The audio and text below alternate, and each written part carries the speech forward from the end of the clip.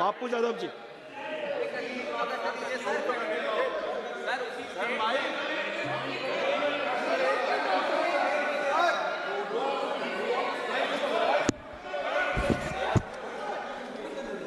अध्यक्ष जी, आपको बहुत बहुत धन्यवाद अध्यक्ष जी। मैं वाद विवाद में नहीं जाऊंगा।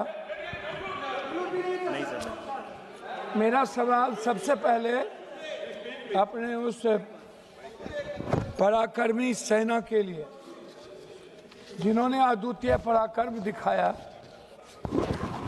भले ही हमारे नीति ने उनके पराक्रम को लक्ष्य तक नहीं पहुंचाया, लेकिन हम सब का जीवन, मन, धन, सेना के आजीवन उनके परिवार के प्रति समर्पण। जो भाई बहन, जो हमारे परिवार के लोगों ने इस देश के 26 शहीद को हम लोगों ने खोया, हृदय की गहराइयों से मैं उनको श्रद्धांजलि देता हूं। साथ साथ कश्मीर के उन अवाम को जिन्होंने आज़ाद हिंदुस्तान में हमेशा शहादत दी है हर मोर्चे पे, मैं उस परिवार को, उस पिट्ठू भाइयों को, उस घोड़े वाले को, सभी अवाम को जिन्होंने पूरे देश के उस पहलगाम में हमारे बच्चे भाइयों की हिफाजत की, उसको दिल की गहराइयों से पूरे सदन और देश, हम सब उनके प्रति कृतज्ञ हैं। जनाब, पुलवामा क्यों? पुलवामा के बाद 18 तेईस घटना। अध्यक्ष भैया, एक मिनट भैया, प्लीज हमारे बीच में ना बोलिए। पुलवामा के बाद लगभग उड़ी से लेकर के पहलगाम तक छोटी और बड़ी लगभग 23 से 24 बड़ा हमला हुआ। 11 साल नरेंद्र भाई मोदी जी प्रधानमंत्री रहे। 370 की ढिढोरा पीटी गई।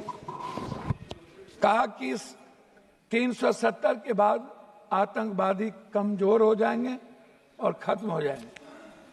370 के बाद आतंकवादी हमला बढ़े, हमारे सैनिक जवान की शहादत हुई और हमारे भारत के स्वाभिमान और सम्मान पर ठेस पहुंचा। मेरा सवाल सरकार से है कि 3 क्विंटल बारूद पुलवामा में जो आए और पुलवामा के घटना के बाद आप एक नया चुनाव लड़ लिए। कम से कम भगवान का तो राजनीतिकरण होता ही है। इस देश की जब आप राष्ट्रवाद की बात करते हैं तो आपको मानवतावाद को पहले बात करना पड़ेगा। हमारे डिफेंस मिनिस्टर संगच्छध्वम संबद्धध्वम समवो मनांसि जानताम देवा भाग्यम यथा पूर्वे संजानना उपासते समानी वयाकुति समाना हृदया निभा समानो मस्तो नमा यथा वह सुशासन। एक लाइन बोले और लाइन वो भूल गए। और इसी में है भारत की पूरी संस्कृति, पूरी सनातन, पूरी वसुधैव कुटुंब, पूरा सर्वधर्म संभाव और सार्वभौमिकता। इससे हमारा भारत पूरी दुनिया में गौरवान्वित होता है। लेकिन कभी भी हम नेता और हम पार्टी के लोग किसी भी छोटी बड़ी घटना का राजनीतिकरण करते हैं। मुझे दुख इस बात का है कि हम संविधान के स्वरण की बात नहीं कर पाते। हम संविधान की बात में जब आते हैं तो हम वन जस्टिस की बात नहीं होती। मानवर, मैं आपसे उस 3 क्विंटल बारूद के बारे में यह देश जानना चाहता है कि उसके बाद क्या हुआ। पुलवामा पे चुनाव लड़ लिए, लेकिन पुलवामा के लोगों, जिन लोगों ने घटना की, जो लोग हमारे भारत में भी गद्दार थे, क्या उनके बारे में कभी इस सदन में चर्चा, जैसे नोटबंदी की नहीं हुई, जीएसटी की नहीं होती, उसकी बात नहीं हुई। आ गए पहलगाम। आप इंटेलिजेंस फेल्योर की बात हम करते हैं। पुलवामा में भी इंटेलिजेंस फेल्योर था। आप हमारे सैनिक को सब कुछ पता था, आपने उसको दबाने का प्रयास किया। हमारे सैनिक दुनिया से लड़ सकते हैं। पाकिस्तान की बात मत करिए, आप कहते हैं पाकिस्तान, हमारे मंत्री कह रहे थे पाकिस्तान मेरे सामने कुछ नहीं है। आप उठते सोते पाकिस्तान, कब्रिस्तान, शमशान, ईद, बकरीद, तलाक, एनआरसी के अलावे पाकिस्तान जितना आपने किया उतना हम सनातन कर लिए होते तो हमारी किस्मत चमक गई। पाकिस्तान की बात कोई और नहीं करता। पाकिस्तान की बात करके आप राजनीति को जिंदा रखते हैं, क्योंकि आपकी दुकान सिर्फ पाकिस्तान से चलती है। जिस दिन हिंदू मुसलमान करना बंद कर दीजिएगा उस दिन एक सीट नहीं जीत पाएगी। अब पहलगाम के बाद आपने राजनीति कर ली, आप भावनात्मक सिंदूर के सवाल को ले आए। मैं पहला सवाल आपसे पूछूंगा कि हमारे 150-200 मीटर पर सैनिक थे, उन्हें खबर नहीं थी कि पहलगाम के पर्यटन के लिए केंद्र खोल दिया गया। हमारे कश्मीर फोर्सेस को पता नहीं था, हमारे किसी इंटेलिजेंस को पता नहीं था। आखिर वो कौन से ऑर्डर कहां से गए, दिल्ली के किसके ऑर्डर थे कि पहलगाम को खोला गया? इस बात को आप समझिए। ये बात सभापति महोदय, सबसे महत्वपूर्ण ये जानना कि इंटेलिजेंस किसके साथ है। इंटेलिजेंस क्या गृह मंत्री जी देखते हैं? क्या गृह मंत्री जी को किसी बात की जानकारी नहीं थी? हम नहीं, आप नहीं, ऐसे नहीं अध्यक्ष जी, कम से कम ऐसे। मैं आंशिक रूप से आपसे एक बात कहना चाहूंगा, गृह मंत्री जी, आप हमको मालदीव इंदिरा गांधी जी को मैं ले जाना चाहूंगा। आपको थोड़ा सा समय, हमको 2 मिनट समय दिया।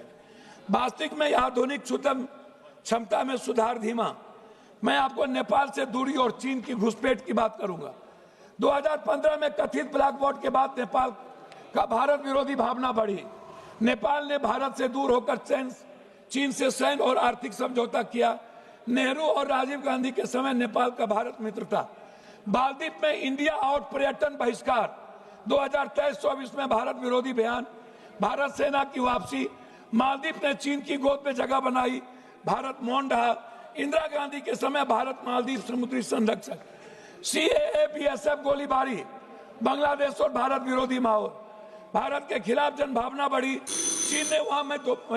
चीन ने वहां बंदरगाह परियोजना शुरू की। 1971 में इंदिरा गांधी बांग्लादेश बनवाया। श्रीलंका ने, मैं लास्ट कर रहा हूं सर, श्रीलंका ने रद्द किए भारतीय अनुबंधन, नए राष्ट्रपति ने भारत समर्थित समझौता रद्द किए दिए चीन। ईरान से रिश्तों में गिरावट, चाबहार पोर्ट परियोजना धीमी हो गई। राजीव और इंदिरा जी के समय ईरान भरोसेमंद साझेदार था। SARCC, BIM, STC निष्क्रिय। चीन से डर और अमेरिका, अब लास्ट में कर रहा हूं, तुर्की के साथ टकराव और व्यापारिक गिरावट, व्यापार विमानन और डिप्लोमेसी। मैं अंतिम में मैं आपसे कहना चाहूँ, अंतिम में कह रहा हूँ सर, ऑनरेबल मेंबर सर, अंतिम में सर, मैं एक मिनट सर, एक मिनट ऑनरेबल मेंबर सर, एक मिनट सर, एक मिनट, मैं आपको खत्म कर दीजिए, खत्म कर दीजिए। एक मिनट सर, एक minute, just a minute Durai ji, just a minute, एक मिनट भैया ऑनरेबल मेंबर भैया खत्म कीजिए सर। मैं 1 मिनट जानना चाहूँ, आधा मिनट। मैं अंत करूंगा कि इजराइल को छोड़ के पहली बार आजाद हिंदुस्तान में रूस ने भारत का सपोर्ट नहीं किया। हम चीन के सारे संपत्ति, सारे व्यापारिक चीजों को हम बढ़ावा देते हैं। चीन हमारी जमीन को हथियाता है। हम चीन पर एक बार हिम्मत और औकात नहीं होती है बात करने की। हमारे सेना को लड़ने की ताकत है चीन से। अमेरिका से। அவைத் தலைவர் அவர்களே, காஷ்மீரின் பகல்காம் பகுதியில் 20 நிமிடம் நடந்த அந்த